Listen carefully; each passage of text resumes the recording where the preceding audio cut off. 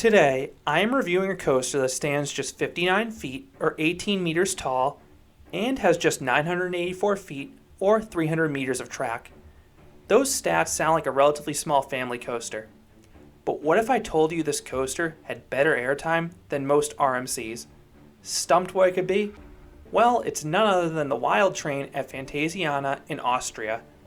Built by PAX, this coaster's developed quite the reputation, and I was not disappointed. So in this video, I will give my thoughts on Wild Train. PAX is a Russian company notorious for their wacky designs. Many of their rides look like innocent family coasters, much in the mold of Wild Train, but their coasters always have a wild side to them. Their coasters often have super steep drops and shockingly sharp airtime hills. I can't decide if their rides were designed to be this intense, or if it was an engineering mistake, but as a thrill seeker, I love how bizarre PAX rides are. And Phantasiana's Wild Train may be the company's crowning achievement. This was Phantasiana's first roller coaster, officially opening at the start of the 2005 season. PAX built several coasters named Wild Train, but the one at Phantasiana is a custom layout that is far more intense. One thing you need to watch out for if you seek out Wild Train, though, is that this coaster does not operate in the rain. Most European parks will run coasters in pretty much any weather outside of a thunderstorm, but Wild Train is a rare exception, and there's a sign stating this by the ride's main entrance. The ride's queue line travels through the back end of Wild Train, and on the day I visited, Wild Train was a walk-on all day. I visited on a summer weekday, but I've never seen any trip reports where people had to wait for this coaster. In many cases, I was even allowed to remain in my seat once the train returned to the station.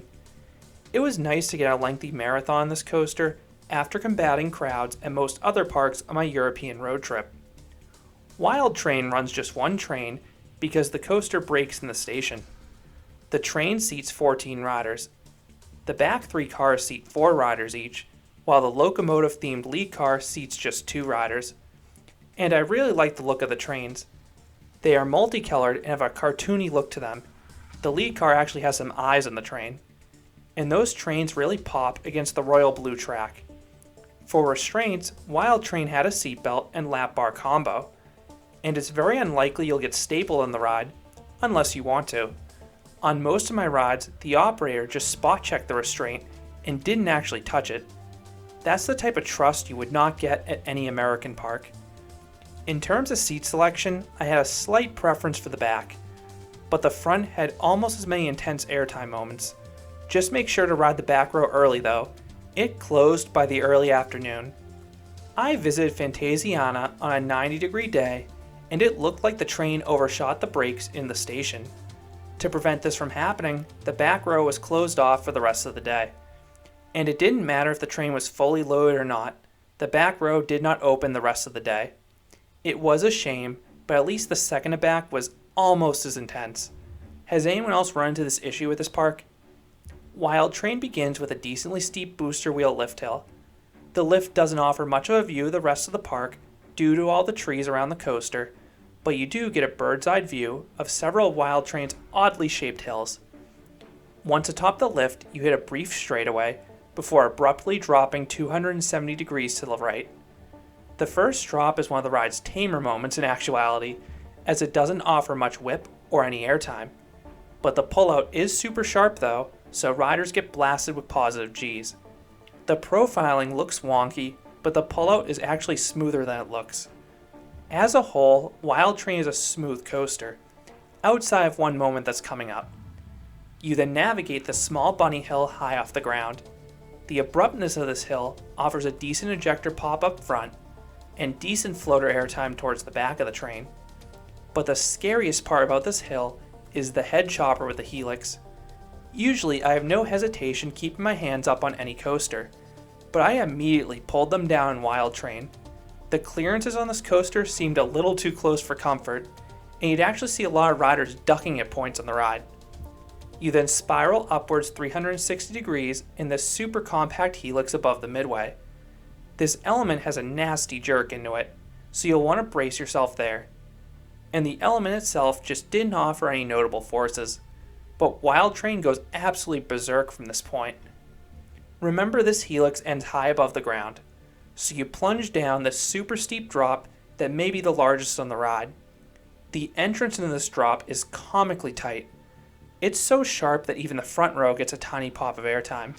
But if you're in the back, you get violently thrown over this drop and get some very strong ejector airtime. And that's paired with a frightening head chopper at the bottom. As awesome as this drop was, believe it or not, it wasn't even the most intense airtime moment on the ride. You then fly over this super tight camelback. The compact crest looks more like something you'd see in a single car Wild Mouse, not a coaster with a 4-car train. The end result is insanity. Everyone is aggressively launched out of their seat. The ejector airtime in the front is incredible. The force at which you're thrown upwards reminded me of El Toro's Rolling Thunder Hill. The airtime wasn't quite as strong in the back, but it was still strong ejector airtime, and this airtime was far more sustained in the back car. You stay out of your seat for the entire hill. Wild Train then goes around this turnaround that wraps around a tree, and there's this little kink halfway through the turn. This elevation change looks like it should offer airtime, but instead it offers a good lateral kink. Wild Train then abruptly dips off the turnaround. Like the prior two hills, the profiling of this hill is ridiculously tight. Those up front get a weak ejector pop from the sharpness, but those in the back get one of the strongest and most intense airtime moments in the world. Wild Train tries to launch you into orbit, and the negative G's are downright ridiculous. It is borderline painful between the abruptness and power. This is the strongest airtime moment in the back car on the ride. Oh, and to make it even better, there's another terrifying head chopper in the pullout, and you really feel like you're going to strike the track above you because of how far you lift out of your seat. Those jealous in the front row get their shining moment on the following hill. You have this sharp rise into a turnaround, which offers similarly insane airtime for those up front. And since the top of this hill banks to the right, you also get a pinch of lateral simultaneously. In the back, the entry into this turnaround offered just a weak floater pop, but they're still rebounding from the prior hill, so it's okay. Wild Train then cruises over one last bunny hill, giving everyone some decent floater airtime. And then you traverse this 180-degree turn that dips down and up. And the final transition of the station is wonky. It is super compact and it looks wrong. The rapid change in elevation and profiling simultaneously offers one last quick pop of airtime with a very strong burst of laterals. It is the perfect end to this bizarre coaster. So what would I rate Wild Train? I would give this little coaster a 9 out of 10. Wild Train is no joke. The ride has the guise of a family coaster, but it is a bona fide thrill machine. Wild Train is 4 of the craziest airtime moments in the world. This abrupt, thigh-crushing airtime is something that few coasters can match once, let alone 4 times. Some may find a moment like this too painful, especially when you get 4 on one coaster, but I was willing to take the abuse for airtime like this. I had bruises the following day from the ride's strength. That is something no RMC has done to me. And around these 4 signature moments are some good supporting moments too. You have some other decent airtime moments, some bits of positive G's, solid laterals, and frightening head choppers. I'm really struggling to think of a coaster with better head choppers than this one. Wild Train does start off a little slow with that initial drop in helix, but the pacing in the second half is perfect. While Wild Train isn't in my top 25, I would take this crazy coaster over the lower tier RMCs, a large chunk of B&M Hypers, and several other coasters 3 to 4 times larger than this PAX creation. That is how good this ride can be. Fantasiana can be a tricky park to add to a European coaster road trip, but Wild Train is well worth the hassle. You will struggle to find airtime like this elsewhere. So those are my thoughts on Wild Train, the insane PAX coaster at Fantasiana. What are your thoughts on this coaster? Is it the best PAX ride ever? I would love to hear your thoughts about this coaster down in the comments. If you enjoyed this review, I'd appreciate if you gave this video a like, and you considered subscribing, because there'll be a lot more roller coaster and amusement park videos here at Canopy Coaster. Thanks for watching.